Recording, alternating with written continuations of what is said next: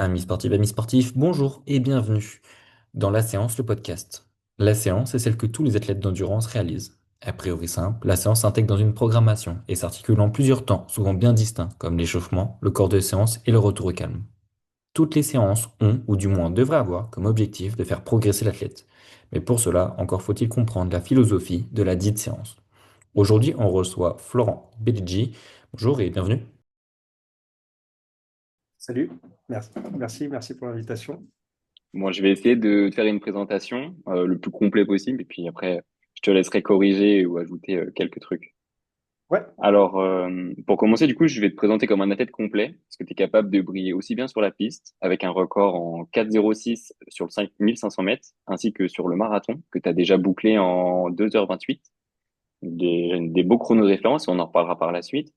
Quand tu ne cours pas sur route, on peut te retrouver en montagne, chaussures de trail aux pieds ou en ski de rando ou même en alpi pour te faire plaisir. Et puis pour celles et ceux qui veulent suivre tes aventures, on peut aller voir et te rejoindre sur ton profil Instagram où tu partages non seulement ton parcours sportif, mais également un peu voilà des superbes photos, vraiment des photos artistiques qu'on peut voir bah, sur piste ou en montagne. Vraiment, ça vaut le détour. Je vous invite à aller faire un passage sur la page. Côté sportif, tu fais partie du groupe VMA en club d'athlètes et tu es membre des distances athlétiques Strider. Tu nous expliqueras ce que c'est exactement. Et puis là, récemment, tu reviens d'un beau séjour à Font-Romeu et ensuite tu as été faire une course, une très belle performance sur le semi-marathon de Rome qui s'est déroulé mi-octobre dernier où tu as terminé à la 14e place avec un chrono de 1h09 et 50 secondes. Donc voilà, bah, bravo pour cette belle rentrée, pour ce beau travail déjà réalisé jusqu'en novembre. Et puis, bah, je te laisse la main pour savoir si tu veux compléter ce profil, cette description, et puis nous ajouter quelques commentaires sur ce que j'ai dit. ouais, bon, en tout cas, je pense que c'est un bon résumé. Tu me connais plutôt bien. Donc, bah ouais, moi j'aime bien. Je pense que dans ce qui est course à pied, moi je suis plus un petit peu spécialisé sur les longues distances. Parce que si j'ai Mhm. commencé un petit peu plus tard par rapport à ceux qui sont spécialistes de la piste, etc. Donc, on va dire que mes distances fortes, c'est plutôt ce qui va être 10 km, semi-marathon, marathon. Mais ouais, j'ai quand même essayé un petit peu la piste. J'aimerais peut-être un petit peu optimiser les performances sur la piste, même si je suis un peu plus vieux. Et ouais, j'aime beaucoup aller en montagne aussi. Donc ça, c'est vraiment moins dans une optique de performance. C'est plutôt pour le plaisir. Donc avec des randonnées, ski de rando, un peu d'alpinisme, etc. Donc ouais, comme tu l'as dit, donc j'ai rejoint cette année un groupe parisien, un club d'athlètes parisien qui s'appelle Viens m'attraper, et qui a comme acronyme VMA. Et avant, j'ai passé 4 années au PUC, aussi Mhm. à Paris. C'est là où j'ai commencé l'athlé. Et en parallèle aussi, bah, comme j'habite à côté d'un magasin de running à Paris qui s'appelle Distance et que je suis client régulier, bah, je suis aussi dans la team des ambassadeurs de Distance qui s'appelle Distance Athletics Striders. Voilà. Ok, Pour la- ok. Et ce club VMA, il est dans quel arrondissement? On s'entraîne donc dans le 19e, Ok, au stade Jules Ladoumec vers Pantin à Paris. Donc c'est à côté du canal ok, pour ceux qui connaissent. ok. C'est un jeune club ou c'est... Euh, Ça, je crois que ça, non, ça a quand même quelques années. Ok. J'ai plus la date exacte de création, mais bon, c'était dans les années 2020, il me semble. Mais Mhm. ça fait quand même quelques années, ouais. Bon, bah, c'est cool, ça fait une nouvelle dynamique, ce changement de club, ça doit changer Exact- des habitudes. Exactement. Le PUC, c'était un petit peu plus, on va dire, traditionnel en termes de club d'athlètes. Là, on est sur quelque chose d'un peu plus, entre guillemets, novateur, avec pas mal de personnes de mon âge, etc. Et puis pas mal de participation à des événements autour de la course à pied. C'est plutôt sympa. Ok, cool. Et puis oui, distance, je pense que c'est un magasin que quelques runners doivent connaître quand même. C'est assez sympa. Ça vaut le détour à Paris et à Lyon quand on est dans ces villes. Ça peut valoir le détour quand on est runner. Ok. Ouais, bah, surtout, ouais, comme tu as dit, ils sont présents à Paris, à Lyon. Ils organisent pas mal d'événements, que ce soit des courses, des invitations d'athlètes, où il y a des athlètes qui partagent leur expérience, etc. Donc, vous invite aussi à les suivre un petit peu et d'aller participer à leurs prochains événements. Ouais, c'est sûr. Ça marche. Bah, enfin, en tout cas, moi, je les suis personnellement et c'est vrai que je trouve ça très sympa ce qu'ils font. Avant qu'on aille plus loin sur la enfin, pas sur enfin, sur la présentation de la séance, pardon. J'aimerais qu'on aille un peu plus loin dans le profil avec toi. Est-ce que tu as un souvenir, un moment fort que tu voudrais nous partager pour qu'on arrive un peu mieux à te cerner en tant qu'athlète?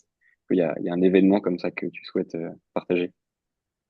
Un moment fort en tant qu'athlète, on va peut-être en citer deux. Un moment plutôt positif et un moment plutôt un peu moins positif, on va dire.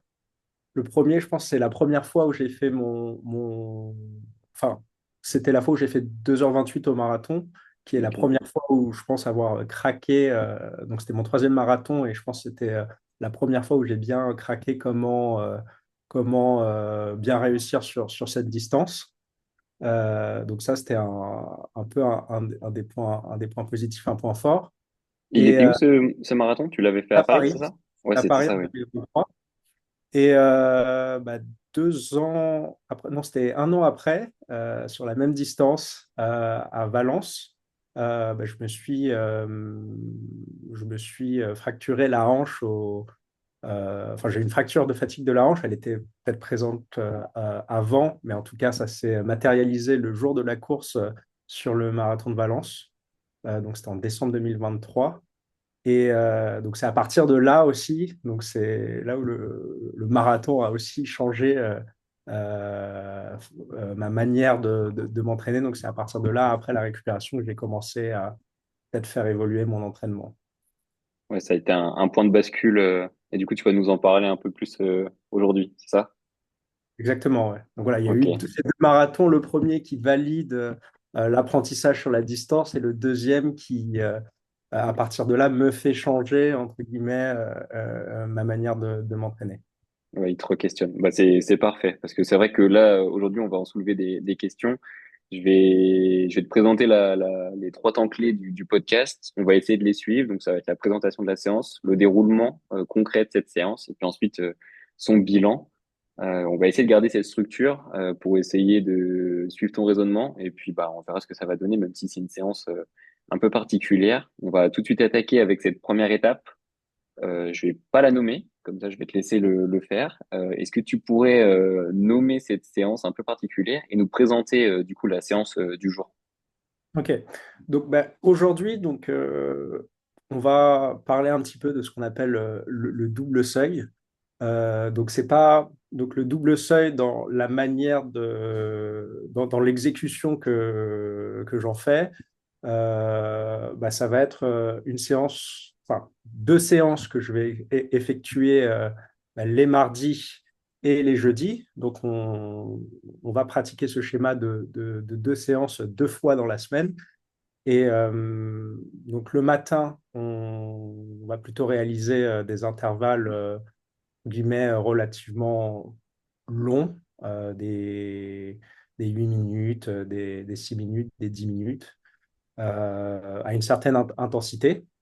Et l'après-midi, on va plutôt réaliser des intervalles. L'après-midi, le soir, on va plutôt réaliser des intervalles courts, enfin plus courts, à une intensité qui est plus élevée. Et on va essayer d'expliquer pourquoi, enfin quels sont déjà les types d'intensité et pourquoi on fait ça. Et donc voilà, donc le but ça va être de présenter un petit peu ce schéma de double seuil, pourquoi je le fais et comment je le fais.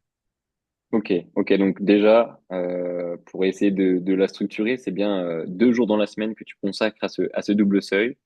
Et dans chacune de ces journées, le mardi et le jeudi, c'est deux séances, une le matin, une le soir. Et tu nous as déjà dit qu'il y avait un peu des variations, soit en termes de durée d'effort, soit en termes d'intensité. Et du coup, bah, parfait, on va pouvoir en parler. Tu le réalises à quelle phase de ton entraînement, ce double seuil? C'est pour quel type d'objectif que tu places ces séances particulières? Ouais, alors, très, très, très bonne question.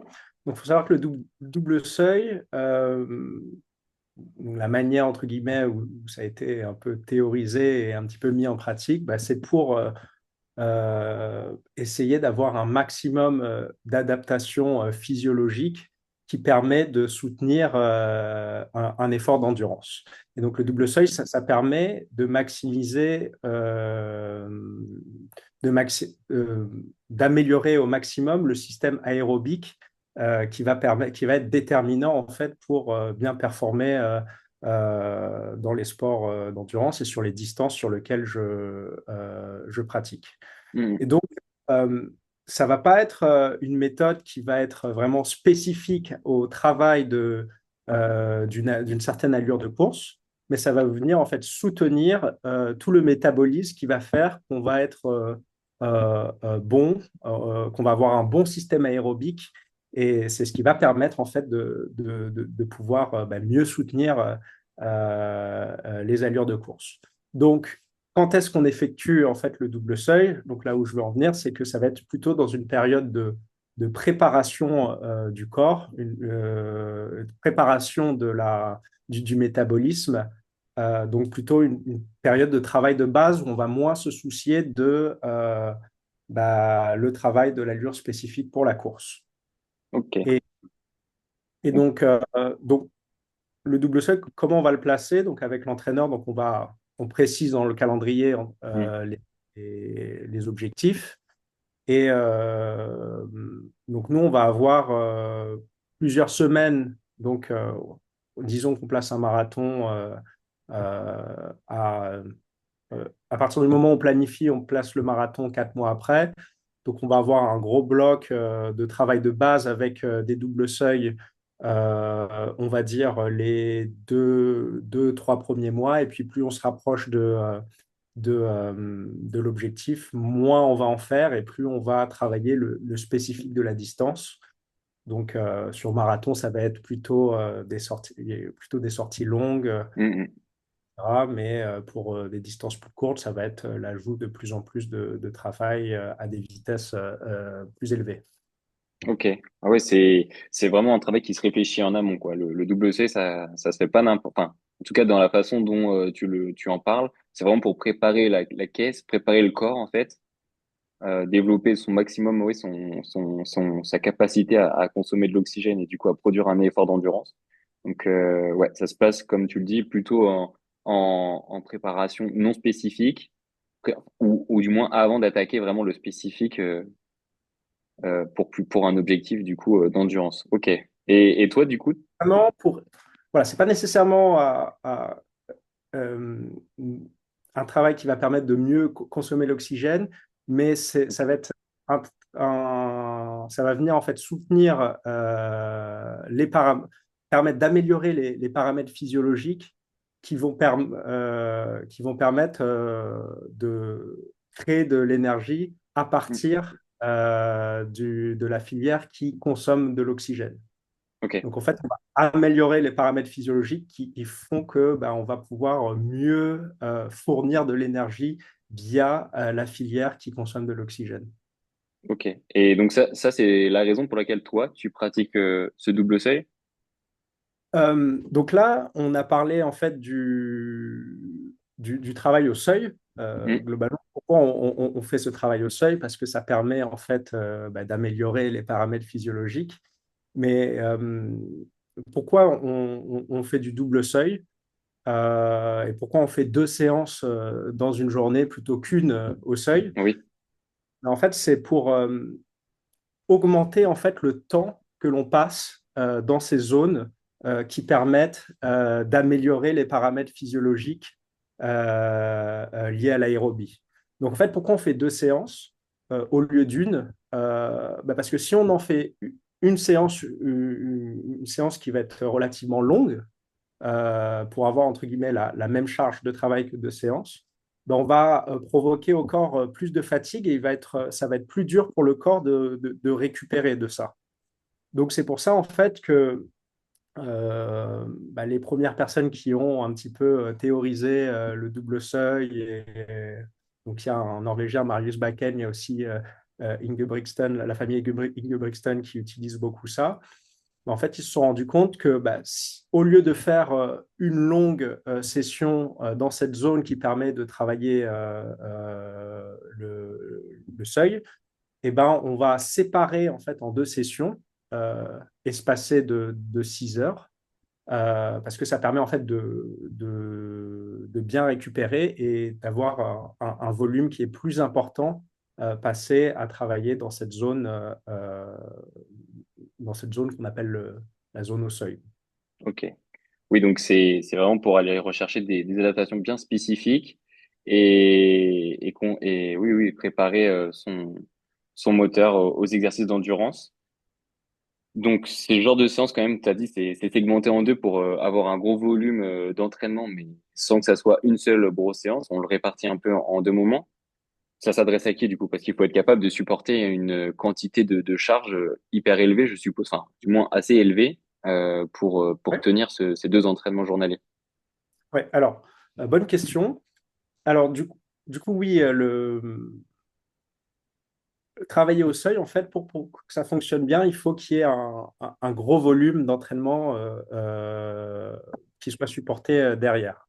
Donc moi, pour ma part, donc je travaille une semaine que je considère plutôt efficace. C'est une semaine où j'ai à peu près entre 110 voire 140 kilomètres.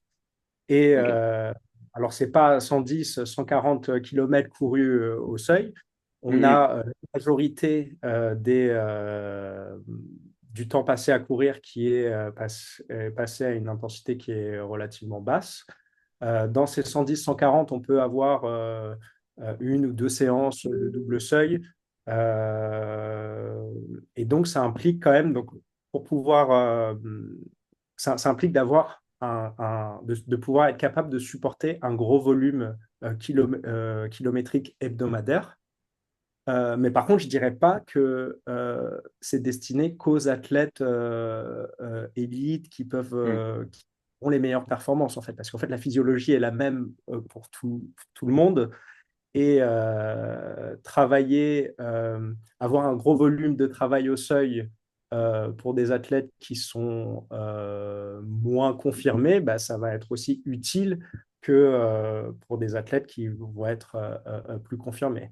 Par contre, le prérequis, c'est d'être Mhm. capable d'encaisser un volume kilométrique qui est plus élevé.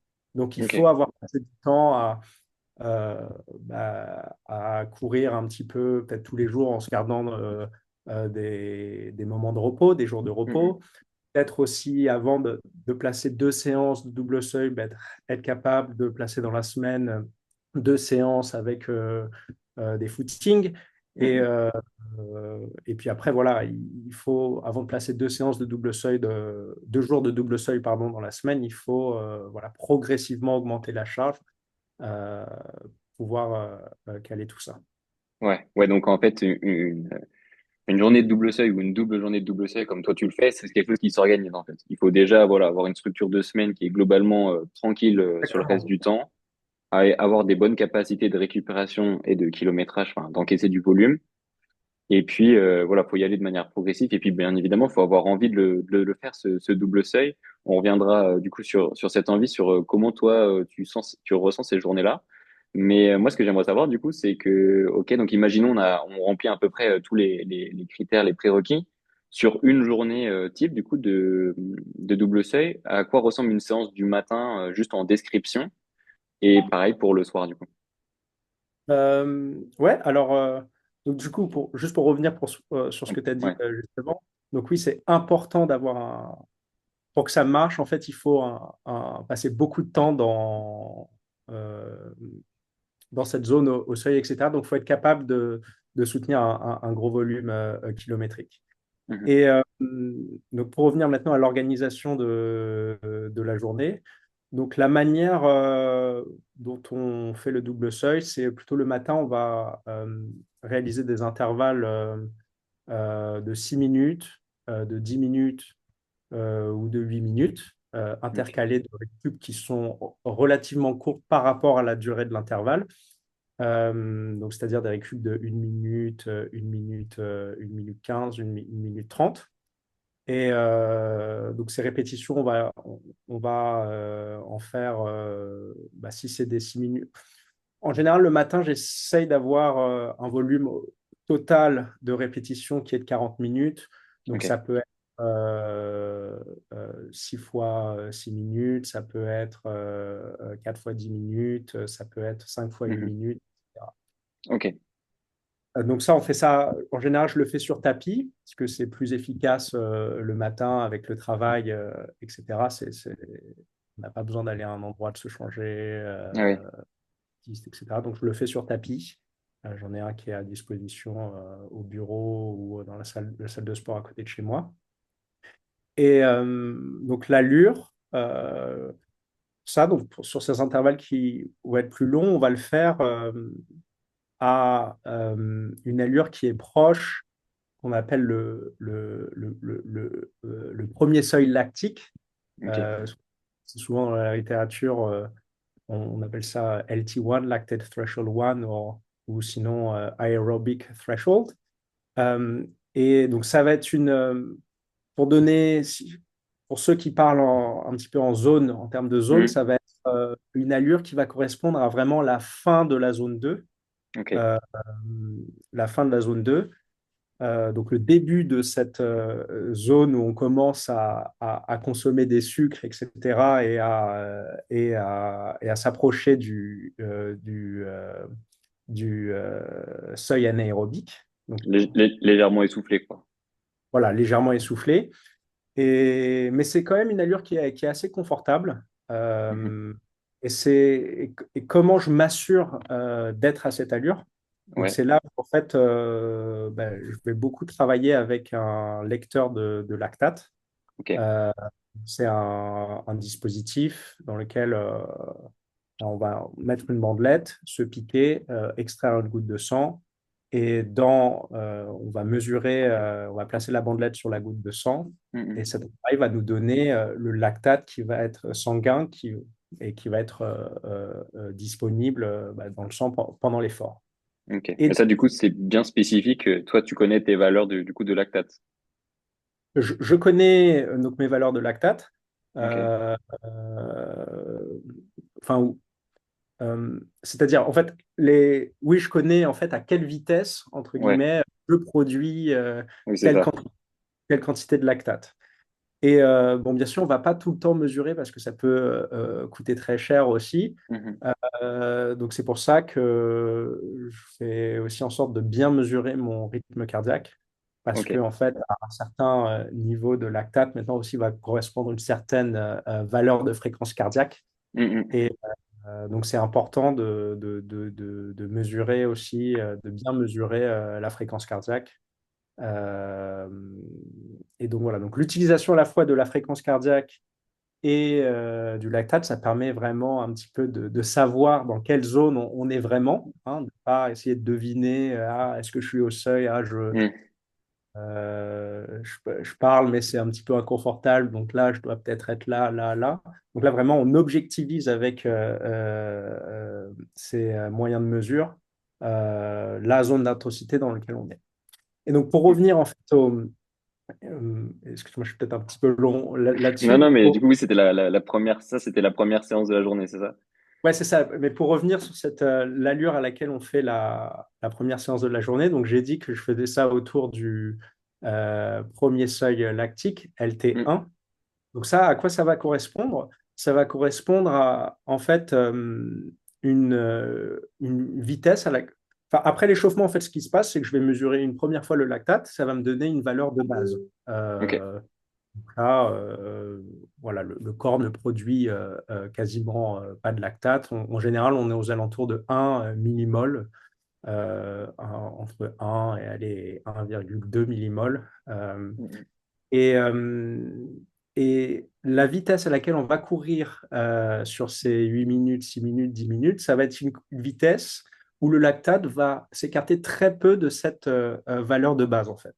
Ok. Et donc, c'est vraiment entre guillemets, la frontière où euh, ben, on produit vraiment pas de lactate, c'est que le système aérobique, l'oxydation des graisses et tout qui travaille à une zone où on commence à produire de lactate, donc on brûle des sucres, mais on n'en brûle pas trop. Enfin, On arrive tout à les ça, recycler et tout. voilà, tout ça, c'est très stable, c'est reconsommé par le corps, etc. Et donc, du coup, bah, voilà, l'intensité à laquelle on va courir ces répétitions du matin, c'est à ce premier seuil où le lactate s'écarte un tout petit peu de la valeur de base, mais n'augmente pas Mhm. trop. Ok. T'en es Et quasi stable.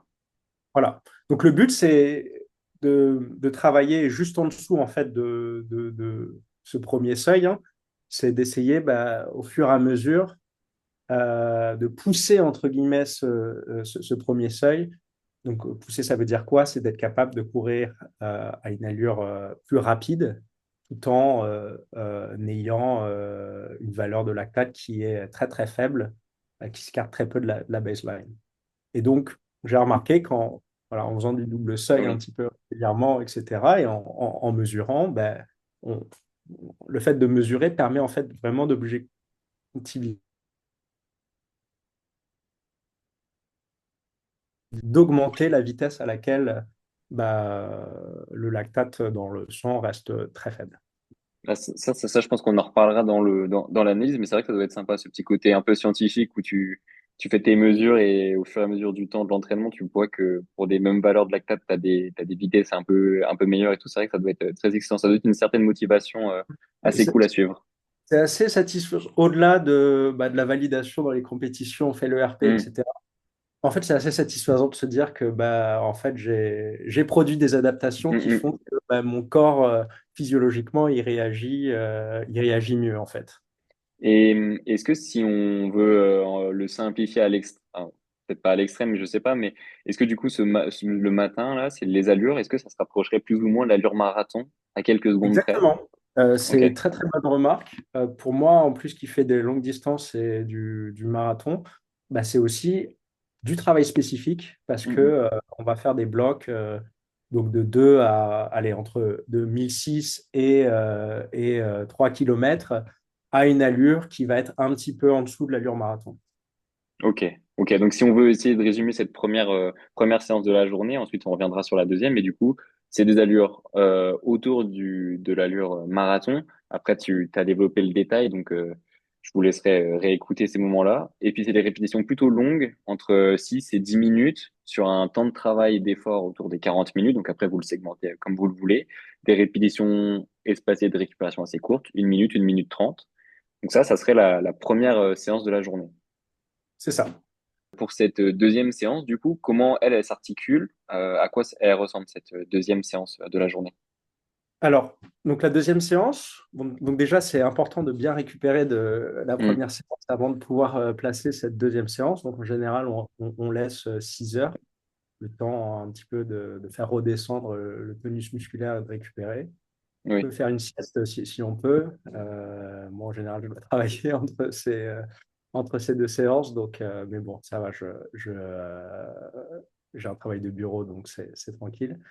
Et donc, la deuxième séance, en général, se fait sur la piste, pour ma part. Donc là, ce qu'on va faire, c'est, donc, ce que je fais, c'est soit une séance avec des répétitions qui sont très courtes, des 400 mètres. mhm. On va en faire beaucoup. Donc, allez, ça peut être entre 15 et 25 fois 400. Donc ça, c'est en fonction euh, le nombre de répétitions, ça va être en fonction de ce que j'ai eu avant, est-ce que j'ai de la fatigue, etc. Donc ça, c'est un petit peu mon coach qui va décider.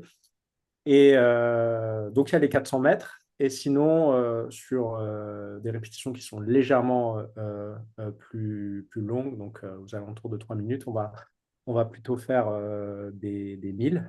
Et Ok, donc là, ça va être entre 8 et 10 fois 1000 donc voilà, donc on a en général voilà, un volume qui va de travail qui va être aux alentours de 8 ou 10 km. Et entre ces répétitions aussi, on va faire des récup qui vont être assez courtes. Euh, et c'est ça qui va permettre en fait de garder la stabilité et de toujours travailler au seuil, même si la vitesse elle est élevée.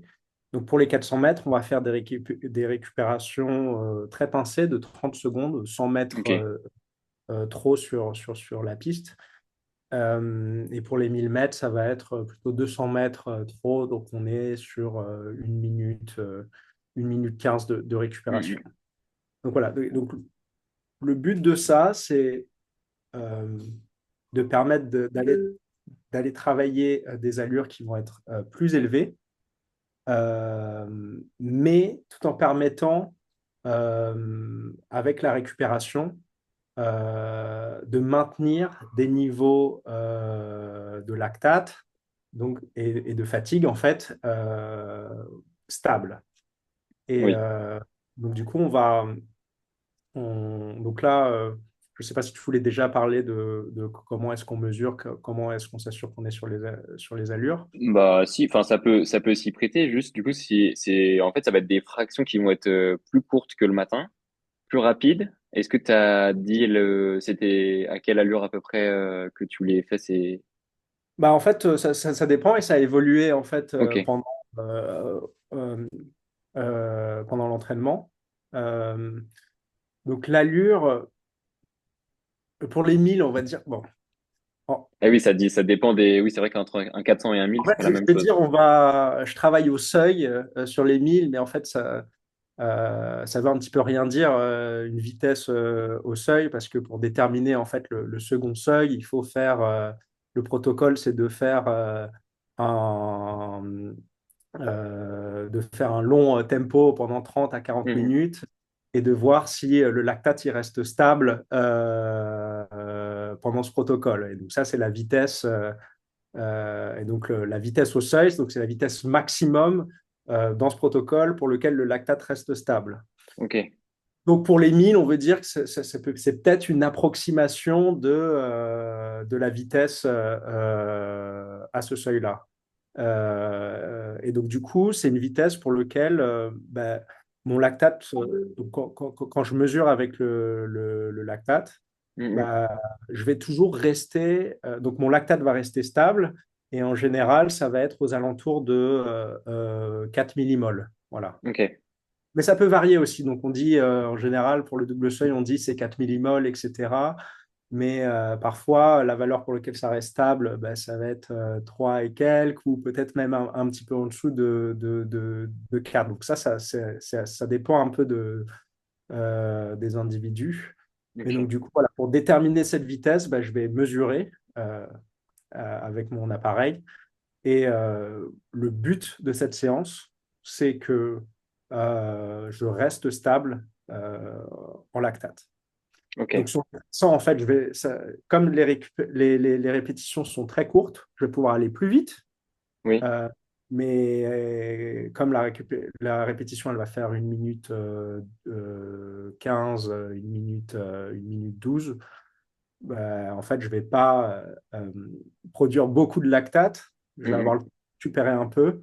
Et ensuite, voilà, je vais repartir sur ma répétition. Et en fait, donc même si on a des allures plus rapides, on maintient des niveaux stables de lactate. Ouais, l'idée c'est de maintenir du coup et c'est des valeurs de lactate plus élevées que celles du matin, mais de manière stable quand même.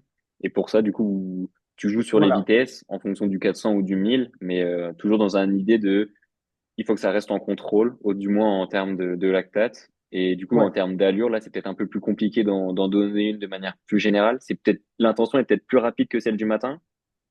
Alors, Et l'intention est plus rapide que celle du matin. On va dire que sur les 1000, ça peut être quelque chose qui va être un peu plus rapide que l'allure semi. Voilà. ok. Euh, euh, et voire même une allure 10 km. Voilà, une Mhm. allure 10 km.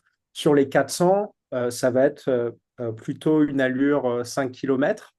Ok. Euh, euh, donc ça donne un peu un ordre de Oui, grandeur. oui, c'est ça. Mais il faut, après, ça dépend un petit peu de la physiologie de chacun.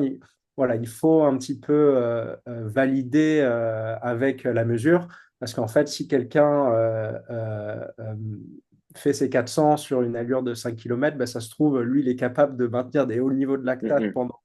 pendant un 5 km. Et donc, en fait, pendant la séance, ça se trouve, il va être très haut en lactate et le lactate ne va pas être stable. Donc, Ok. voilà, le but, c'est de voilà, toujours rester en contrôle, pas accumuler trop de lactate parce que trop de lactate, ça va créer ce qu'on appelle, enfin, il y a des réactions chimiques qui vont se faire qui vont Ouais. créer ce qu'on appelle une acidose métabolique et ça va un petit peu, euh, ça va faire qu'on va moins bien récupérer. Ouais, il peut y Et avoir donc, des conséquences plus difficiles, voilà, quoi. voilà. C'est pour ça qu'il faut rester en contrôle. Et pourquoi on met des 400, on va plus vite, on met des 1000, etc. Ouais, bah oui. C'est pour faire varier, entre guillemets, faire varier le stimulus. Ouais, c'est Oui, ça, si, c'est c'est ça, ouais, ouais, ouais. le stimulus qu'on donne à l'organisme. Et donc, sur des 400, on va recruter des fibres qui vont être plus rapides euh, que sur des 1000 ou que sur les 10 minutes, les 6 minutes, etc. Et donc, en fait, on est en contrôle, mais sur voilà, les 3 séances qu'on a présentées, ben, on fait varier, entre guillemets, les paramètres de l'organisme qu'on fait fonctionner. Donc, Eh oui. soit des fibres lentes, donc le matin, soit le soir, ça va être un mix entre fibres lentes, fibres rapides, etc. Et donc, du coup, ben voilà, on essaie de faire fonctionner un petit peu globalement tous les paramètres de l'organisme qui permettent d'améliorer le système aérobique. Ah ouais, non, mais c'est super comme, comme présentation. C'est là qu'on se rend compte quand même, parce que c'est compliqué. On vient de passer du temps pour les présenter, ces deux séances, mais cette deuxième séance, si on veut essayer de la résumer, c'est des intervalles plus courts avec une intensité plus élevée. Comme tu as dit, du coup, ça va permettre de développer d'autres qualités de course à pied, d'autres filières, enfin d'autres fibres musculaires et pas les mêmes intentions, tout en restant en contrôle. Et c'est un peu tout l'enjeu de l'entraînement au seuil, c'est que va falloir être en contrôle. Ça reste quand même des vitesses qui sont agréables parce que courir à une heure, enfin après ça dépend des profils évidemment. Il y en a qui aiment peut-être pas, mais courir à une heure marathon, puis ensuite plus rapide le soir, ça reste quand même des allures qui sont sympathiques à travailler. Faut aimer la Ouais, borne, c'est sûr. on dit en contrôle, mais à la fin de la journée, on aura fait Oui, déjà beaucoup de volume. Donc, c'est sûr on va être plutôt fatigué. Et oui, ça reste, mais c'est quand même agréable en fait. On aime ouais. bien écouter les 1000. Voilà, on n'est pas dans la difficulté. À chaque fois qu'on recommence une répétition, on n'est pas là à se dire ah, ça va être dur, etc. Mm, mm.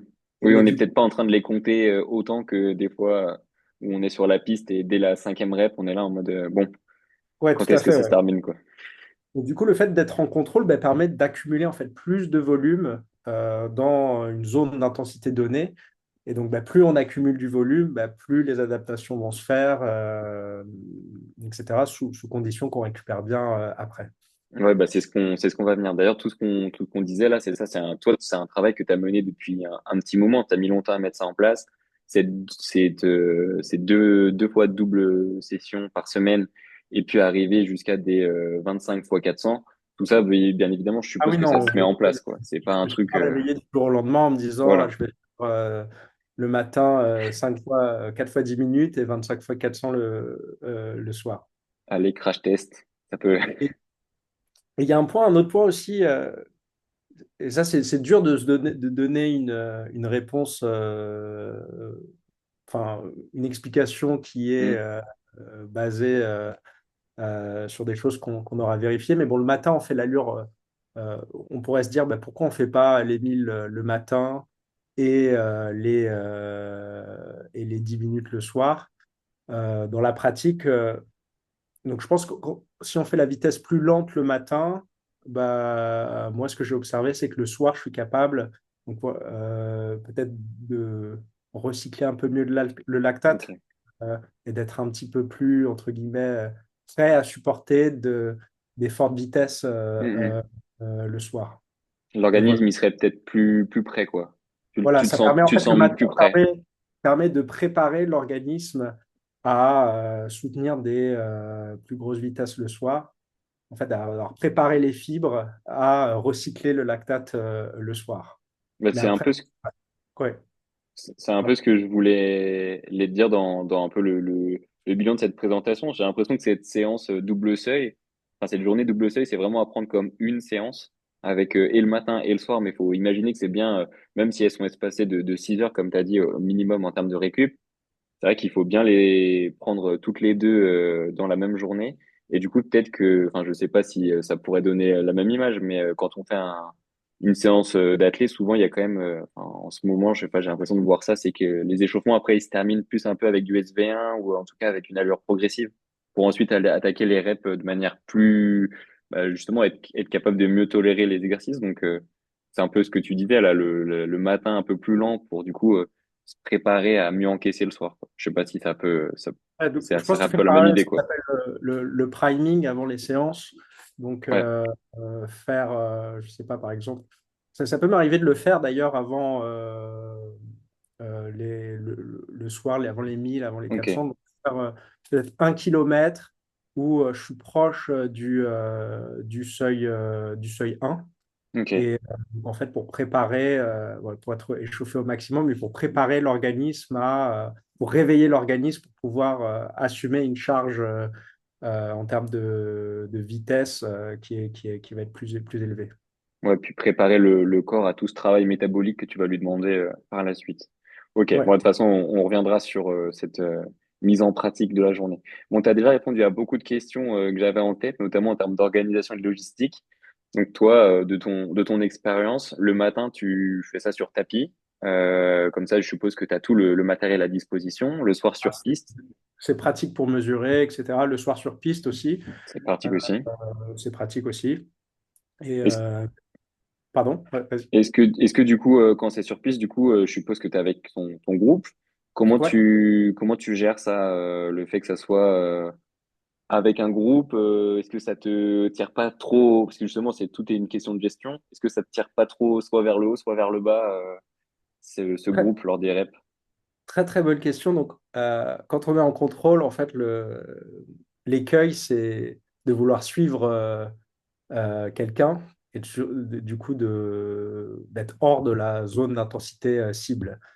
Donc c'est pour ça que bon, il faut vraiment essayer de s'assurer quand on est autour de la piste et qu'on les fait avec quelqu'un, il faut vraiment pas se laisser emporter et se dire bon bah il faut absolument que je Hmm, colle la personne pour rester derrière elle parce que sinon on peut facilement basculer dans une zone qui n'est pas cible. oui, Et donc, du coup, bah, en général, bah, on s'arrange en général pour se dire, bon, ben voilà, on va partir sur telle allure, on maintient, et ensuite on hmm, mesure pendant la séance. Et voilà, ça m'est déjà arrivé de me dire, bon, bah, là, il faut ouais, qu'on ralentisse. Et voilà, mais on prend ok. l'habitude de dire, bon, bah, on va pas plus loin. Et on garde vraiment l'intention un petit peu compétition, Hmm, l'intention j'ai envie d'aller vite pour des séances pour des semaines où oui, on fait le seuil, pour des semaines où là on travaille plutôt quelque chose, des allures plus élevées, on travaille l'allure de course. Et voilà, il y a un moment pour tout. Le double seuil, c'est quand on rend la c'est une copie. période bien Voilà, spécifique, quoi.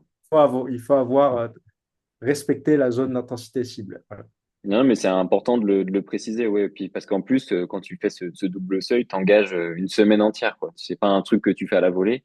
Ce que tu peux mal faire à un moment sur ces 4 séances du coup que tu vas avoir dans la semaine, ça peut se payer cash, quoi. Et vu que l'idée c'est de le répéter régulièrement, ce double seuil, enfin, tu le fais pas qu'une semaine, tu le fais tout un cycle. Donc du coup, oui, je pense que mieux vaut pas accumuler de la fatigue pour rien avec un copain. Ouais. Et c'est surtout ça, ouais. Donc si je décide d'aller plus vite, ben, en fait, je vais être dans des zones où mon corps aura besoin de plus de récupération après, et donc je sabote ma Mm, semaine. mm. Donc, Ouais, totalement. Je vois. Est-ce que du coup, tu as déjà fait cette séance sous la supervision de ton coach? le coach que j'ai actuellement, qui s'appelle Franck Tessier, il est coach dans à Monistrol-sur-Loire, Ok. en Auvergne. Donc, on se suit principalement à distance, parce que Monistrol, ouais, c'est un peu Oui, loin. oui. Et donc j'ai jamais fait de séance double seuil sous sa supervision réelle en Ok. physique. Mais par contre, à chaque fois, donc on a un Excel où je note toutes les valeurs, tout le ressenti, et on s'appelle régulièrement Ok. pour ajuster. Donc si jamais bah, les valeurs sont trop élevées, etc., bon, on va ajuster, peut-être pas faire une deuxième journée de double seuil dans la semaine. Et, euh, et voilà. Après, maintenant, j'ai l'habitude, je m'entraînais aussi beaucoup tout Mhm. seul avec cette méthode, avec d'autres personnes aussi qui étaient convaincues de la méthode. Et l'avantage, c'est que tu n'as pas à penser à quelle va être la séance du jour. Tu sais, bon ben voilà, Mhm. tu sais comment ça fonctionne et il suffit d'exécuter. Et puis, Ouais, euh, voilà, tu as un peu la liberté d'esprit de se dire, bon ben en fait, l'entraînement va être similaire à ce que j'ai déjà fait avant. J'ai juste à exécuter quoi et rester dans la bonne zone. ouais, Ouais, t'as développé une expertise au cours du temps, quoi. Donc, t'arrives à te gérer. ouais, ouais, ouais. Et, et niveau du coup matériel, si on revient, bon, le tapis, ça du coup, bah, c'est ce que tu as à disposition. Tu as ton lecteur de lactate. Est-ce que c'est un truc particulier que tu utilises, une marque particulière qui t'a convaincu ou... C'est pas moi qui ai été convaincu par Oui, non. l'appareil, mais c'est juste celui qui est principalement utilisé par tout le monde. Donc, ça s'appelle Lactate Pro. Ok, Euh, c'est un appareil qui existe depuis des années, si ce n'est peut-être une trentaine, ok, voire plus, trentaine d'années. Et après, il faut acheter des bandelettes. Et, ok. euh, et voilà, donc il y a un petit peu, il y a un coup à prendre hein, Mm, pour l'utilisation de cet appareil. Il faut savoir comment se prélever, être sûr que dans la goutte, il n'y ait pas de sueur, il faut avoir bien nettoyé, etc. Parce que la sueur, ça peut influencer les valeurs que tu lis. Et donc il y a un petit, voilà, un coup d'apprentissage oui, au un coup départ d'entrée. pour être capable de faire ça rapidement entre les Mm, reps. mm. Oui, Et c'est après, sûr. voilà, il faut pas, ça reste un appareil de mesure. Il faut pas prendre parfois la valeur pour argent comptant. Mm, Euh, mm. faut aussi corréler ça avec ses sensations, parce que parfois, bah, ça m'est déjà arrivé de mesurer, de voir une valeur qui est très haute, mais en fait, je sais que en fait, c'est faux, parce Ok. que je dis l'appareil, parce que j'ai mal mesuré. Donc voilà, il faut être capable de prendre du recul aussi sur la valeur que te donne l'appareil, et peut-être parfois utiliser les valeurs que après l'entraînement en post-analyse, quoi. Ok, ouais, bah c'est parfait. On y reviendra de toute façon sur comment tu fais pour gérer ça dans le bilan. Et en termes d'équipement, du coup, vu que c'est quand même des séances où tu vas un peu de vitesse, est-ce que tu as des textiles, de la nutrition, des chaussures que toi tu as et que c'est un peu voilà, ce que tu aimes, pourquoi cela? Alors, ça m'arrive textile, bon, c'est globalement un Rien de short, spécial. Ouais, un t-shirt. Après, le matin, j'essaye de ne pas mettre de carbone ok. sur les tempos, là. Le soir, j'en mets souvent sur les reps plus courtes. Déjà, c'est sûr que ça aide un peu, et puis ça Mhm. permet peut-être de mieux me préserver un petit peu, en tout cas musculairement, Ok, peut-être pas au niveau osseux, mais musculairement, j'ai l'impression que ça me préserve mieux et ça me permet de mieux enchaîner les séances dans la semaine. Après, pour la nutrition, ça c'est très important. Euh, donc il faut bien se nourrir pendant cette journée de double seuil. Quand on dit bien se nourrir, bah, il faut qu'il y ait des apports qui soient élevés en glucides, aussi élevés en protéines, mais le plus important, c'est vraiment les glucides. Donc, il faut vraiment faire en sorte déjà de bien manger entre les deux séances. Donc, en général, je me fais un bon petit déjeuner. Juste après la séance aussi, j'ai un shaker avec des glucides, des protéines dedans. Je consomme. Ensuite, il faut bien déjeuner, donc du riz, des oui, œufs, du lait, etc. Enfin, vraiment euh, avoir un bon apport glucidique. Et après, le soir avant la séance, pareil, j'essaye de prendre euh, soit enfin, des gels de oui, maltodextrine, etc., comme Morten, etc., ou des boissons énergétiques comme ça, pour être sûr que j'ai l'apport, que ça tienne. voilà, que mes apports nutritionnels soient suffisants pendant la séance. Et Ah, parce aussi, que après vu... la deuxième séance, Pareil, j'ai aussi un shaker où il y a des glucides et protéines pour bien récupérer après. Oui, on le fera, mais c'est sûr qu'au bilan, ça fait tellement de volume et en kilomètres et en dépenses énergétiques tout court que ouais, faut bien sûr tout combler, faut Parce ramener de l'essence dans le moteur, quoi. qu'on est globalement, je pense, à 30 km par jour. Mm. Donc, c'est beaucoup de calories. Euh, et parfois, il faut vraiment bien manger pour éviter d'être en déficit calorique. Et parfois, ça peut être un peu difficile aussi de manger quand on a deux séances, Mm. une séance où il y a un peu plus d'intensité. Mais je pense que c'est important de se forcer à bien avoir ces apports caloriques pour une bonne récupération et pour éviter aussi d'autres problèmes liés Oui. à déficit calorique. Ouais. Ah ouais, ouais, non, ça par contre, c'est vrai que l'une des clés ouais, pour vraiment permettre de l'enchaînement de l'entraînement, c'est vraiment de bien manger. Ok, et avant qu'on passe au déroulement strict de la journée, est-ce que tu as comment t'es venue l'idée de faire cette séance? Comment tu t'es dit, voilà, je veux l'intégrer à mon entraînement au quotidien? Ça serait quoi la genèse de cette séance dans Alors, ton bloc de séance, ouais. déjà, c'est par curiosité, euh, et notamment aussi parce que voilà, sur Insta ou avec certains potes, on s'intéressait un petit peu à ce que faisaient les autres athlètes, etc. Aussi par intérêt pour ce qu'il y a derrière la physiologie de l'entraînement, etc. Et puis, le déclic un peu, ça a été aussi les plusieurs discussions avec une personne qui s'appelle Vincent Guyot. Maintenant, il est assistant coach du club de OAC, qui est On Athletic Club, donc OAC Europe, donc qui s'entraîne à Saint-Moritz en Suisse. Et donc, Vincent, lui, il a un background de sport science. Euh, donc je crois qu'il a ouais, un master en sport science et aussi il avait commencé un doctorat à ce sujet. Il a bossé pas mal avec l'INSEP, etc. Et lui s'intéressait beaucoup à ce type d'entraînement. Il a fait beaucoup, il a fait beaucoup de protocoles d'expérimentation où il mesurait un petit peu certains paramètres physiologiques de différents athlètes. Et en discutant avec lui, on s'est rendu compte Hmm. que c'était quand même assez évident. Enfin, il y avait vraiment une évidence sur le fait que ça marchait pour faire progresser les athlètes. Et, euh, et aussi, en plus de ça, on a été avec l'autre personne euh, avec qui on avait mis ça en place au début. On a été des athlètes qui ont été globalement assez blessés ces derniers temps.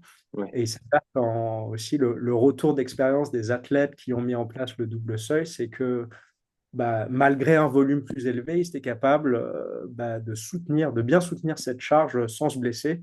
Les blessures pouvant apparaître lors des phases un petit peu spécifiques où on travaille Hmm. l'allure de course, la mécanique du corps est plus mise à rude épreuve. Et donc, du coup, à la fois, il y a cet aspect de renseignement, discussion avec Vincent, s'intéresser un peu à la physiologie de l'entraînement, qui pousse à te dire, ah ben en fait, ça marche et il faut essayer. Hmm. Et de l'autre côté, il y a aussi la partie, j'ai envie de m'entraîner de manière assez régulière et sans me blesser. Et ça a l'air d'être une méthode qui permet d'être dans cette logique.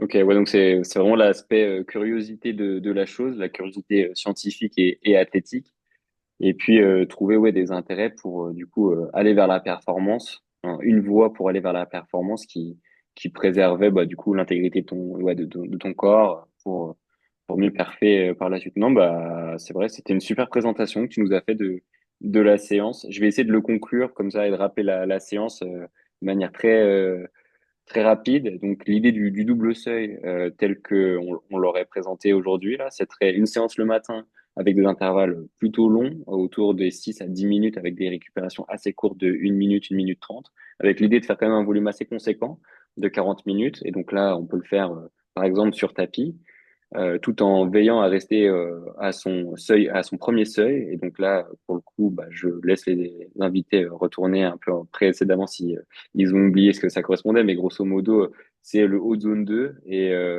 correspondrait à une sorte d'allure marathon. Et puis ensuite, le soir, après une bonne récupération de plusieurs heures, au moins 6, c'est une séance de travail autour du seuil 2 avec des répétitions qui sont plus courtes, du 400 au 1000. Ça peut aller, comme tu l'as dit en exemple, de 15 à 25 fois 400 à 8 à 10 fois 1000. Donc là, c'est des allures qui sont un peu plus soutenues, mais pareil, toujours sous contrôle. Donc l'idée, voilà, c'est qu'à la fin de la journée, il y a un gros volume de charge qui a été fait sur ces deux séances avec un contrôle de l'intensité un peu plus modéré le matin et un peu plus tonique le soir. Voilà, donc c'est vraiment une belle journée bien remplie qui occupe. Et du coup, bah, c'est ce qu'on va essayer de voir là dans cette deuxième partie de l'épisode, un peu comment tu fais chacune des étapes, vraiment le déroulé de ta journée de double seuil, comment tu l'organises du coup d'un point de vue pratique. Et donc comme ça, on va l'attaquer direct. Cette séance, toi, comment tu fonctionnes avec ton entraîneur? Du coup, tu l'as dit un peu précédemment, tu places tes objectifs et du coup, après, vous placez ça bien en amont de l'objectif pour préparer le corps. Donc là, Du...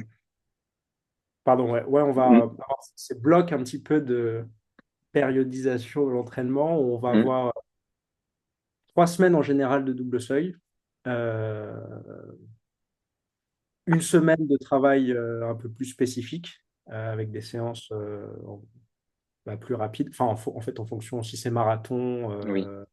des blocs un peu plus longs de travail pour le marathon. Il peut y avoir aussi des séances, ce qu'on appelle des séances type VO2 max, qui vont stimuler en fait le développement de VO2 max, mais ça va être une fois dans la journée, 20 fois à 400, mais à une allure tonique. Mais, donc ça, c'est pour les semaines spécifiques. Mais sinon, en amont, on aura fait 3 semaines d'entraînement de base avec du double seuil.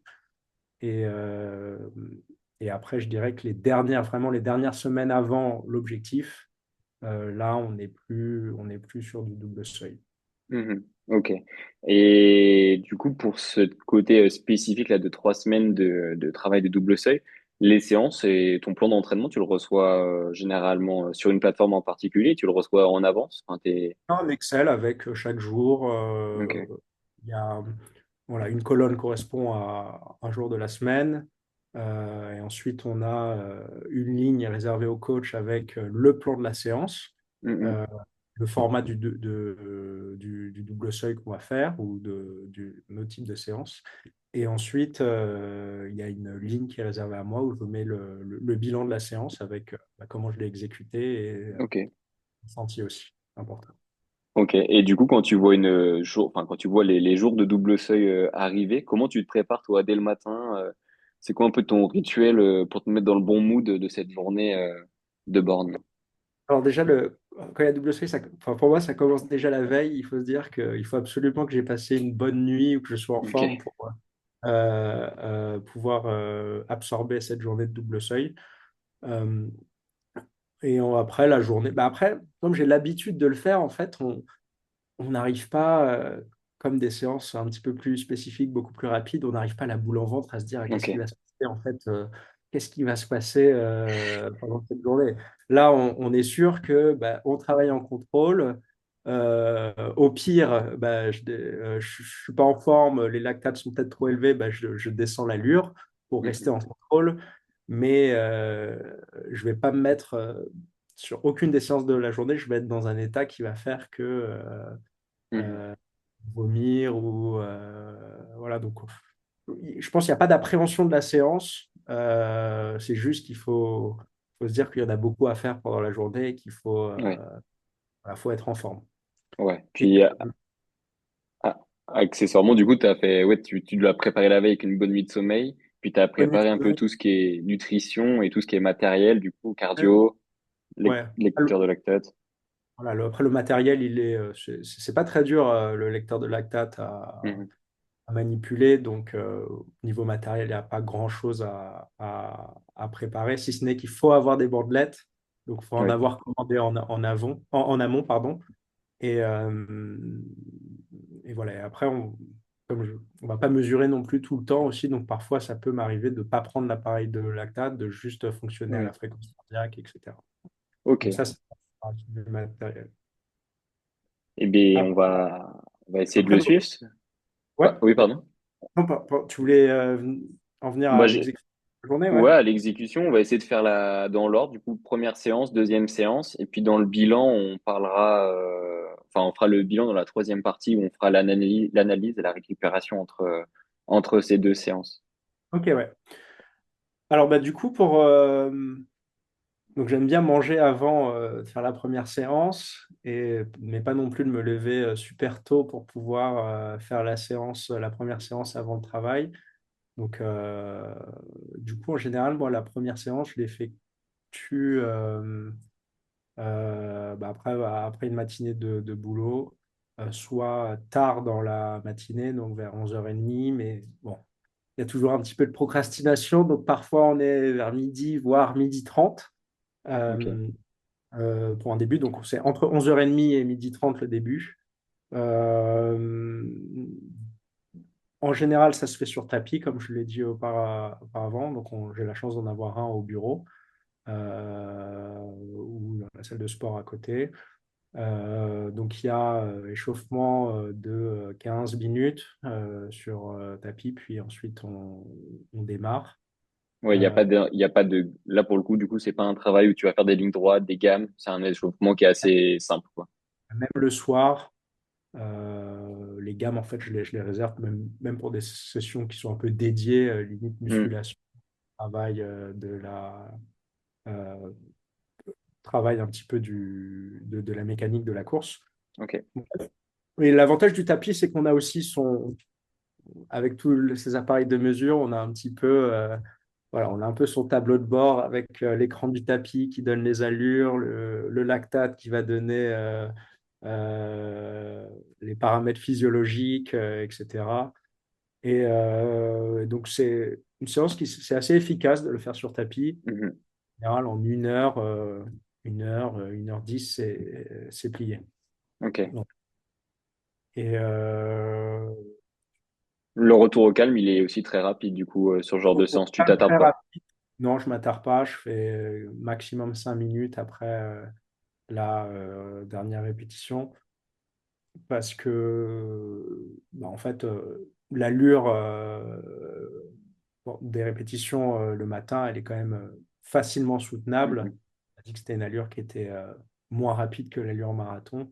Donc, voilà, à la fin, on n'a pas ce besoin de faire revenir le cœur un peu plus bas. Ouais. Il y a pas besoin de se remettre des émotions. Ça reste une séance classique, appréciable. Tu déroules, quoi. Ouais, en général, elle est assez satisfaisante enfin, c'est assez satisfaisant de voir de semaine en semaine à quelle allure on est capable de maintenir Hmm. ces 8 minutes ou ces 10 minutes. Et, euh, et voilà, c'est une bonne méditation. Moi, en général, je mets de la musique. Euh, je mets de la musique et voilà, ça déroule. Moi, juste, je voulais revenir sur un point sur la première séance. Après, tu l'as déjà un peu dit. Si ça se passe pas si bien que ça, si les sensations sont pas si bonnes, en fait, à la limite, tu t'en fiches un peu de l'allure, tu checkes juste par rapport au ressenti et Ah, ton lactate, en fait. bonne question. En général, bon, déjà, si je sens que je pousse un peu, je sais que l'appareil va me donner une valeur qui est enfin, qui est pas bonne, quoi. Ok. C'est un peu, tu sais, quand tu as raté ton examen et que le prof doit rendre les copies, bah, tu connais un peu ta note, quoi. Mm, C'est un peu ça le sentiment. Et ce qui se passe, c'est que si je vois que je suis trop haut, bah, je peux faire une répétition en moins. ok. Euh, Parce qu'en fait, là, on n'est plus dans la zone cible, donc ça sert à rien de poursuivre. Ok. Ou peut-être aussi, si je me dis, je peux faire une récupération qui peut être un peu plus longue, histoire de se dire, bah, on va faire redescendre les niveaux et ensuite de reprendre à une allure qui va être plus lente. Ok. Ouais, donc il y a vraiment une idée de Ce qui compte, c'est de rester dans un état stable Ouais. autour du seuil 1 et autour du seuil 2. On priorise ça. Faut pas se borner, quoi. Pour le Ouais. coup, on est vraiment à l'écoute.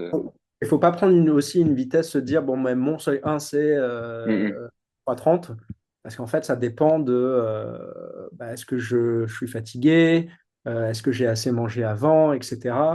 Donc, voilà, il faut vraiment, c'est pour ça que l'appareil permet vraiment bah, Ouais, d'objectiver le stress interne, en fait, que tu as pendant ta séance. ouais, c'est pas mal. C'est vraiment une sorte le feedback extérieur qui est lui pour le coup, ouais, enfin plus ou moins fiable. Ça dépend évidemment des fois, hein. Des fois, il faut toujours s'écouter, mais il te donne un truc objectif quoi, à côté qui te dit oui, là, ça va vraiment pas. Ouais. On ralentit un peu. Ok. Et donc du coup, sur cette deuxième séance l'après-midi, donc du coup les répétitions un peu plus toniques.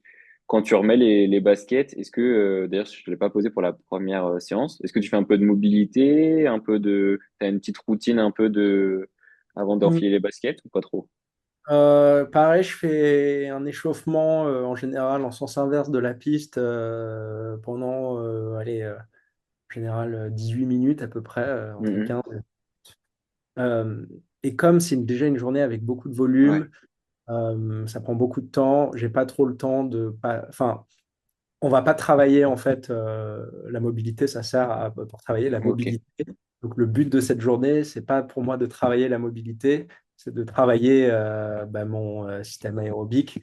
Et donc du Mhm. coup, pas non plus beaucoup de temps à faire d'autres choses à côté que le cœur des deux séances. C'est pour ça que l'échauffement est relativement court, euh, 15-20 minutes. Mhm. Le soir, je l'ai évoqué tout à l'heure, ça peut aussi, je peux faire un kilomètre actif avant, juste après l'échauffement et avant de démarrer, histoire d'être prêt à encaisser des répétitions à une vitesse plus rapide. Mais c'est assez efficace. Mets les baskets, Mhm. première basket échauffement, sans carbone à l'échauffement.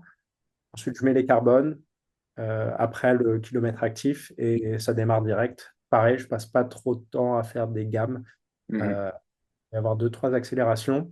Mais voilà, c'est vrai. Petit gel à l'occasion À ou l'occasion où j'ai toujours aussi une bouteille avec un drink mix, une ok. boisson avec des glucides, qui est aussi en bord de piste et à prendre pendant la séance. Est-ce que bon, tu vas me dire on peut en parler dans le bilan, mais du coup est-ce que tu ressens de la fatigue quand même? Est-ce que tu as une fatigue résiduelle avant de commencer cette deuxième séance? Euh, En fait, je pense que c'est pas tant une fatigue physique. La Mhm. fatigue physique, elle se ressent vraiment à la fin de la séance. Donc, Ok. sur les milles, vers le 7, voilà. En général, le 7, 8e mille, il est assez pénible. Il peut être assez pénible parce qu'en fait, bah, c'est la fin d'une journée avec beaucoup de volume. Et c'est pénible dans le sens où tu sens que voilà, tu as passé beaucoup de temps à courir Mhm. et que tu vas peut-être s'arrêter à un moment. Et en fait, avant la séance, c'est peut-être une fatigue un peu mentale de se dire, ah, Mhm. on doit repartir encore, euh, il faut encore courir et à un rythme qui est plus soutenu. Mais après, comme j'ai dit, on n'a pas à se soucier du type de séance qu'on va faire Ouais. avant. Et du coup, on sait un petit peu comment ça se passe et donc c'est quand même un peu plus facile d'appréhender, de savoir pendant la séance comment on va se sentir, quoi. Mais ça, c'est vrai que c'est intéressant et tu l'as bien dit, c'est une journée qui est dédiée à un travail en gestion. Et donc, du coup, il y a ce côté aussi, le cerveau, en fait, c'est répétitif. Du coup, ça va demander quand même une implication mentale, mais tu décharges un peu aussi parce que c'est des journées qui se répètent, que tu connais, que tu maîtrises parce que c'est plusieurs fois que tu les répètes. Donc ça, c'est vrai que le fait d'ancrer des choses, je pense que ça peut aider à bien les passer. Je pense que le coût que ça devait avoir à l'époque versus ce que tu fais maintenant, ça doit quand même Ouais, être pas le même. tout à fait. En plus, avec le travail à côté, bah, tu n'as pas à te poser la question de quel va être mon entraînement du jour, est-ce que je vais le réussir, est-ce que ça va être dur mentalement, etc. Là, c'est la même chose, tu le répètes. Après, pour moi, ça me convient. Oui. Mais après, il y a d'autres personnes qui, via l'entraînement, cherchent aussi ont aussi d'autres objectifs, d'objectifs d'être un peu plus ludiques. Mm. Euh, physique ne veut pas forcément dire aussi efficace pour l'entraînement. Mais du coup, je peux comprendre que bah, pour certaines personnes, ce ne soit pas forcément adapté parce que c'est assez répétitif et voire même ennuyeux. Ah oui, non, mais ça peut totalement se comprendre. Après, tu l'as quand même bien signifié. Je trouve que ça doit être intéressant dans la démarche que tu le fais. C'est un moment de ton année, un moment de ta préparation qui va être dédié à ça. Du coup, ça peut aussi être l'occasion justement d'en apprendre vachement sur soi-même, de tester des choses et de créer. Je pense que tu dois aussi franchir des caps parce que on va y venir à une question, mais à la fin de cette journée de double seuil, tu dois quand même être hyper satisfait de te dire, bah voilà, j'ai passé ma journée, j'ai passé tout ce volume-là, tous ces Ouais, kilomètres-là, et ça doit être quelque chose, quoi. C'est quoi le sentiment que tu as? parce que, bon, quand premier sentiment de satisfaction, c'est de se dire, bon, c'est bon, la journée est finie, je peux me reposer enfin. Oui. Ça, c'est L'autre satisfaction, c'est vraiment en plus bah, c'est bien de, de traquer un petit peu bah, l'évolution des valeurs, des vitesses, etc. Bah, l'autre satisfaction, c'est de voir que de semaine en semaine, en fait, ça marche. De semaine en Mm. semaine, bah, physiologiquement, bah, euh, mes valeurs de lactate, bah, elles restent la même, mais pour une vitesse qui va être plus élevée. Et donc ça, c'est assez satisfaisant de voir que, bah, en fait, la méthode est validée et qu'au fur et à mesure de l'entraînement, ça fonctionne. Et c'est aussi satisfaisant de voir que sur des efforts, bah, en fait, où je n'ai pas forcément travaillé euh, spécifiquement à l'allure, bah, je suis aussi juste avec ça, bah, j'ai pu progresser. Mm, mm. Ça montre que bah, voilà, le travail, gros volume au seuil, etc., permet aussi de faire progresser sur des allures spécifiques sans forcément avoir travaillé beaucoup autour de ces allures spécifiques. Ah ouais, ça doit être vraiment, c'est vrai que ça doit avoir un vrai sentiment de satisfaction. Et comme tu le dis, ouais, vu que tu bosses beaucoup, il y a une grosse charge, tu dois augmenter tous tes plafonds de seuil. Et donc, ouais, forcément, de tout ce que tu fais en termes d'endurance, de toute façon, du 1500 ouais, au marathon, il y a de quoi brosser beaucoup d'allure. Ça fait Ouais. beaucoup de volume, ça améliore un peu tout, quoi. Après, attention, je pense, bon, moi, je trouve que ça fonctionne bien. Oui. Ça fonctionne bien sur moi. Peut-être qu'à un moment, ça va peut-être moins bien fonctionner, etc. Je ne dis pas non plus que c'est la baguette magique à appliquer Mm, pour tous les coureurs. Je pense il y a plein de types d'entraînement qui fonctionnent. Mais en tout cas, j'ai trouvé pour moi, bah, ça m'a aidé ça m'aide à bien me faire progresser. Et ça me permet aussi un petit peu mieux me comprendre. Je trouve ça un petit peu satisfaisant d'essayer d'arriver à comprendre bah, comment ton corps réagit à l'entraînement et comment améliorer les paramètres qui font que tu es plus performant en fait. Et c'est pour ça que j'aime bien en fait cette méthode. Ah oui, non, mais enfin, là-dessus, t'as totalement raison. Chacun a son chemin pour l'entraînement vers la performance. Et en effet, il faut trouver le sien, celui qui nous plaît et c'est enfin, la méthode dans laquelle on croit. Et je pense que déjà, croire en sa méthode d'entraînement, c'est déjà la meilleure des choses pour progresser. Et en l'occurrence, si toi, tu t'y retrouves à fond dans ces blocs d'entraînement-là, c'est vrai que ça doit être sympa à passer ce genre de journée. Et du coup, bah, on va en profiter pour aborder ce troisième bloc de l'épisode, le débriefing. Un peu, je suppose que tu dois aimer regarder les chiffres, en parler à ton coach de cette belle journée de double seuil. Comment tu fais une fois que t'es arrivé à la maison, que la journée est réellement finie? Tu analyses comment tes séances? Est-ce que tu les analyses bah, du coup avec ton coach? Comment vous procédez pour faire un retour séance? Alors, donc déjà après l'entraînement, donc, je l'ai dit tout à l'heure, on a un Excel où on traque un petit peu bah, le programme des séances et à la fois le retour. Bah, sur ces journées double seuil, la première chose que je fais, c'est voilà, d'aller indiquer le nombre de reps que j'ai fait, pour chaque rep, quelle a été l'allure, Hmm. le repos, et aussi quand j'ai mesuré, quelle est la valeur mesurée. Avec l'appareil, il y a Un il y a truc une pour méthode. mémoriser? Ok. Ça permet d'avoir en mémoire les dernières valeurs mesurées. Donc, voilà, Ok. ce que je fais, c'est vraiment de dépiler un petit peu ce qui est dans la mémoire et de le consigner sur l'Excel. Et, et voilà, ensuite, l'Excel, je préviens, en général, je fais un petit retour à mon coach, soit par note vocale, soit par message pour lui dire, bon, j'ai effectué la séance. Je repartage le lien de l'Excel. Et ensuite, il va me donner son ressenti et ça va surtout influencer le reste de la semaine. Donc, si c'est bien passé, OK, on continue sur le programme qui a été prévu.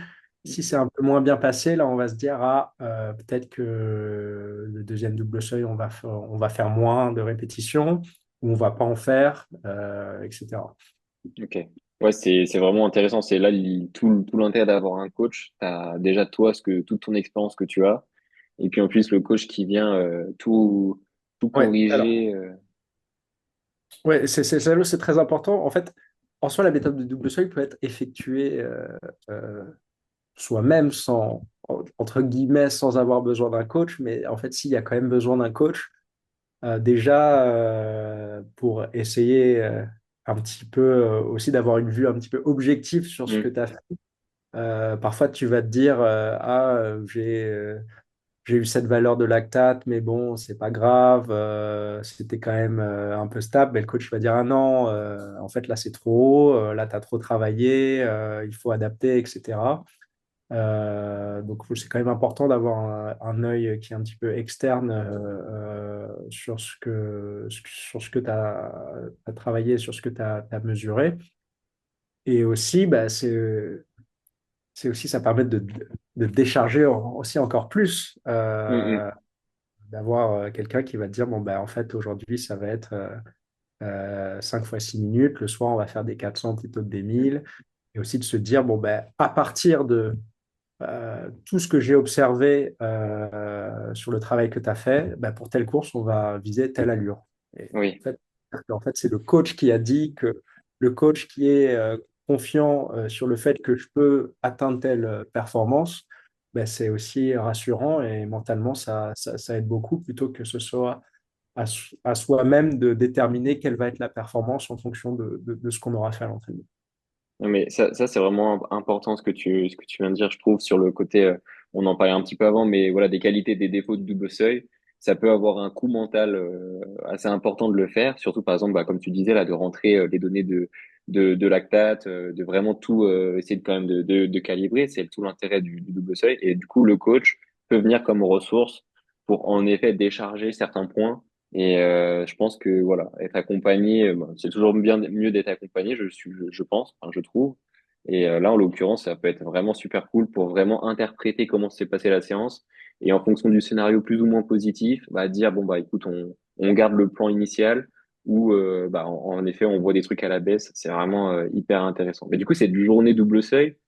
Chaque journée double seuil, c'est un peu des séances test de forme. Est-ce que tu les prends comme ça ou tu leur mets pas tant d'importance? Non, pas du tout. Je dirais pas que ce serait des journées de test de forme. Pour moi, c'est vraiment des journées où on travaille le moteur, quoi. On travaille Hmm. vraiment la partie où j'ai l'impression de faire progresser mon corps d'un point de vue physiologique. Et donc, pour moi, c'est pas des tests de forme. Les tests de forme, ça va être plutôt les jours où on va faire des séances plus rapides, des séances ou des sorties longues, par exemple. Là, ça va être plutôt une espèce de validation du travail du double seuil. Ok. Sachant que les semaines de double seuil aussi, je ne fais pas que du double seuil, hein. Il va y avoir, comme on a dit, des footings et aussi peut-être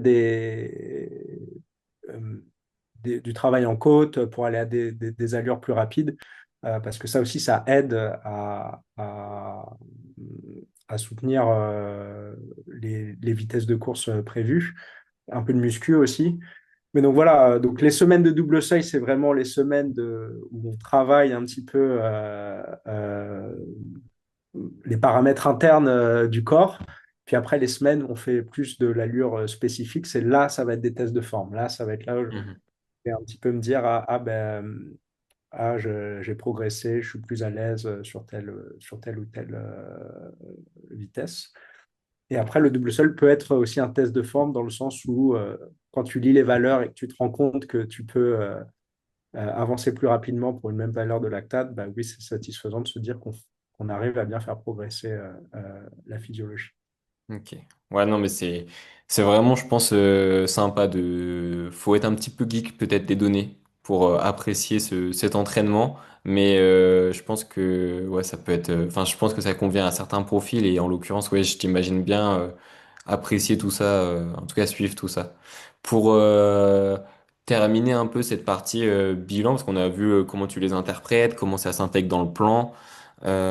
Juste pour la récup que tu mets en place, du coup, entre les deux séances, tu as dit que tu étais au boulot. Est-ce qu'il y a des choses particulières que, idéalement, que tu aimerais faire? Et avant, tu avais dit bonne nuit, une bonne nuit de sommeil, au moins 6 heures de récup. Et qu'est-ce que tu mets en place après? Parce que du coup, elles sont exigeantes. Tu le fais 2 fois par semaine, ça? Est-ce- Euh, une sieste serait bien. Donc, Hmm.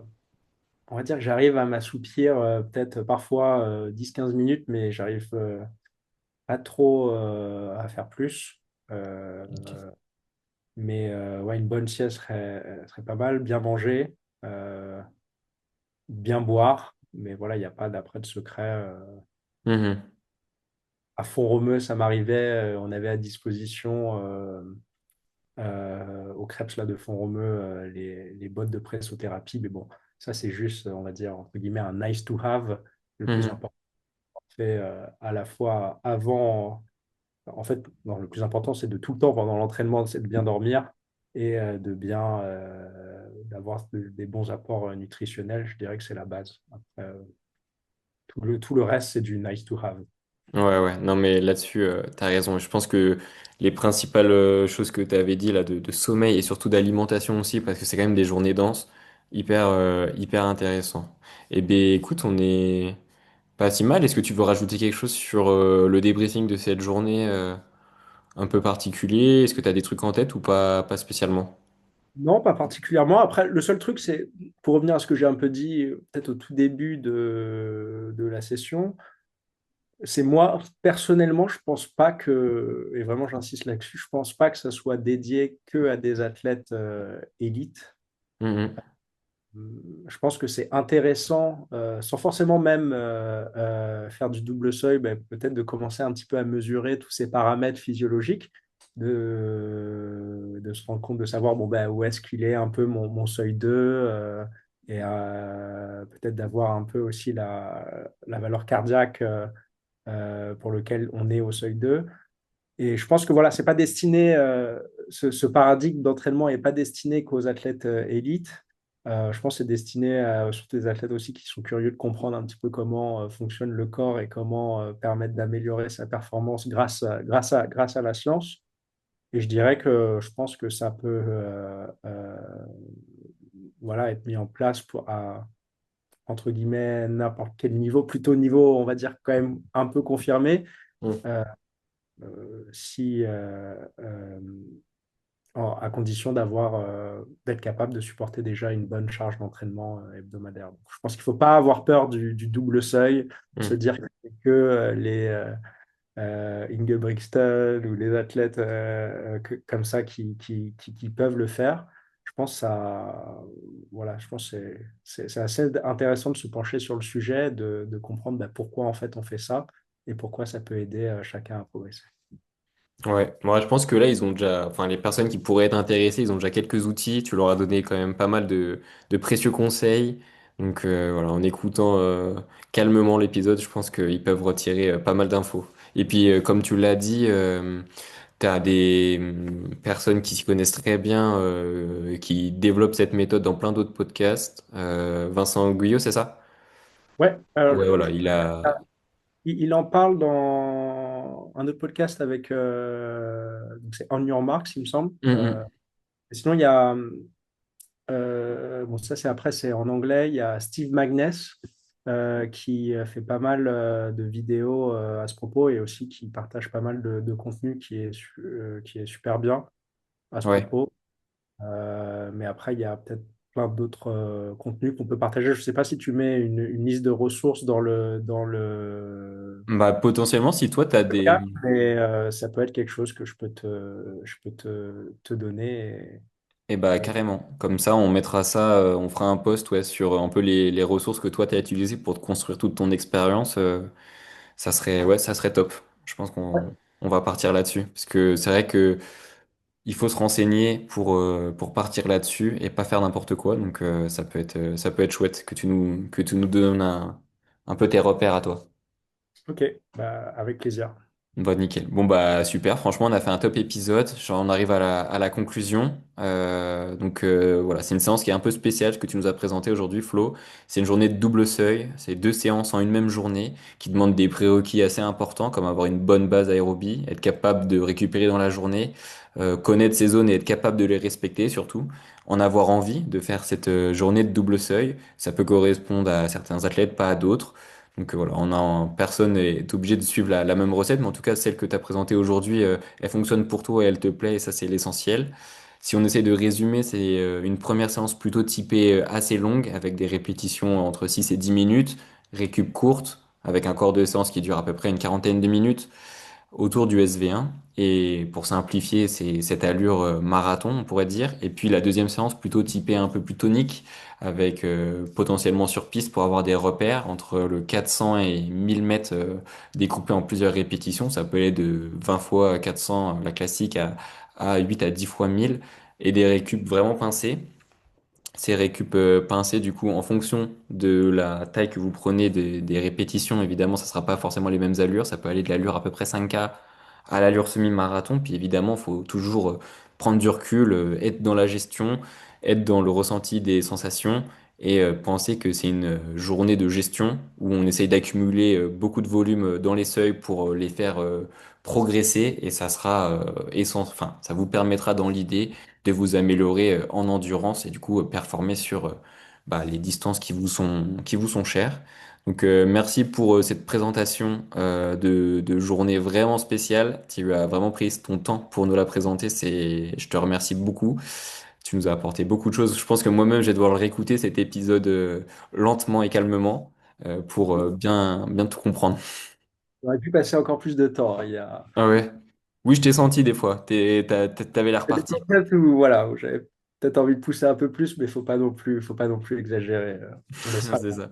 Est-ce que avant qu'on se quitte, est-ce que tu as un conseil pour faire en sorte, pour nous dire, allez-y, mettez-vous au double seuil. C'est quoi ton coup de pouce ou c'est quoi tes conseils pour nous y mettre? Bah, je dirais, si vous avez envie un petit peu de comprendre un petit peu comment le corps est capable de bien performer pour les épreuves d'endurance, bah, c'est intéressant avant de commencer, de se renseigner sur le double seuil. Ok. Et ensuite, bah, si vous avez déjà un gros volume, bah, allez-y, et vous pouvez commencer à le mettre en place petit à petit. Donc, essayez une journée, une première journée, et puis après, si vous le sentez, pourquoi pas en ajouter une deuxième. Ok. Non, bah c'est clair. Je pense que de toute façon, tu as donné une sorte de petit guide. Chacun se fera sa popote et évidemment, on encourage les gens à se renseigner avant de se lancer. Ça peut faire mal, je pense, de se lancer n'importe comment sur le double seuil. Donc, soyez vigilants, prenez votre temps. Est-ce que, du coup, par exemple, tu pourrais nous conseiller, toi, un coach ou un athlète qui pourrait nous partager une séance peut-être une séance que tu connais, que toi t'affectionnes possiblement, mais voilà, quelque chose qui pourrait être intéressant pour compléter à nos auditeurs d'avoir une banque de séances et de comprendre pourquoi ils devraient faire ces séances-là. Laisse-moi réfléchir un petit peu.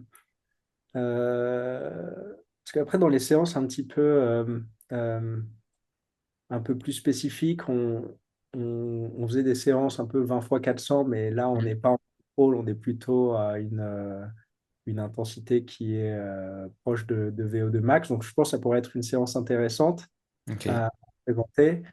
Et puis, bah, nom d'un groupe d'athlètes qui sont un petit peu, qui favorisent un petit peu ce type de séance un peu poussée. Donc, je pense à un athlète, Sacha Ligori, par exemple, qui est spécialiste du 1500. Ok. Et en groupe, ils font beaucoup de séances un petit peu plus orientées, plutôt VO2 max spécifiques à allure de course. Donc, le groupe, ça s'appelle Polygone Athletic Club. Ils s'entraînent à Vincennes, donc ça peut peut-être être intéressant d'avoir aussi leur, voilà, d'avoir un partage sur ce type d'approche et sur ce genre de séances qui sont un petit peu plus demandantes d'un point de vue vitesse et aussi intention. Ouais, un peu plus épicé comme séance. Ok. Exactement. Ah bah chouette. Bah écoute, j'essaierai de prendre contact avec eux parce qu'en effet, c'est vrai que j'ai pas encore développé des séances très très punchy, donc ça pourrait être l'occasion. Avant qu'on se quitte, et qu'est-ce qu'on te souhaite? Parce que du coup, la 2025 approche à sa fin. T'as fait un super semi. C'est quoi la suite pour toi? Alors là, donc déjà, ce week-end, je vais faire le 10 km de Bordeaux. Ok. Euh, Ah oui. c'est dernière course à mettre un peu de vitesse avant le marathon de Valence qui aura lieu début décembre. Euh, et donc là, voilà, l'objectif, c'est de se rapprocher un petit peu des 2h20. Donc on va voir si tout ce travail mis en place va permettre d'atteindre l'objectif. Mais Mais voilà. c'est tout ce qu'on te souhaite. Et d'ailleurs, il me semble avoir écouté déjà un podcast de ta part fait sur On Your Marks où tu... C'était ça le titre, je crois, genre chasser le 2h20. Donc, Ça a fait le 2h20, donc voilà, il faut voilà, atteindre ce qu'on a annoncé, il faut dire ce qu'on a annoncé, enfin faire pardon, ce qu'on a annoncé. Donc je pense que j'espère que ça va donner raison à ce que j'ai annoncé dans ce podcast. ah, c'est tout ce que je te souhaite parce que ça doit être assez fou de courir un marathon à cette vitesse-là. Ça fait une visite de la ville en express quand même. Bah, vraiment, je te le souhaite et on suivra ça de près. Merci beaucoup. Voilà, c'est la fin du 11e épisode. Merci Florent Belligi pour ce moment d'échange autour d'une journée de double seuil qui pourrait vous donner envie de tester ce type d'entraînement. Grâce à cet échange, Flo nous délivre quelques clés pour construire sa propre réflexion sur le double seuil. L'important reste d'adapter cette méthode à son expérience, son objectif et son envie. Veillez à rester à l'écoute de vos sensations, respecter vos allures et bien sûr, suivre les temps de récupération après la séance pour pouvoir répéter ce type de journée dans le temps. On peut suivre les aventures de Flo sur Instagram et regarder les belles photos qu'il réalise sur piste ou dans les montagnes. Il partage également de sacrées séances sur Strava, n'hésitez pas à lui lâcher des kudos. Vous retrouverez toutes les informations de l'épisode dans la description. Moi, je vous donne rendez-vous sur la page Instagram de La Séance le podcast pour retrouver le 11e épisode, la journée de double seuil, façon Florent Belligi en explication. Merci pour votre écoute, n'hésitez pas à vous abonner, partager, commenter et liker. À bientôt pour une prochaine séance et d'ici là, bon entraînement les sportifs. Ciao!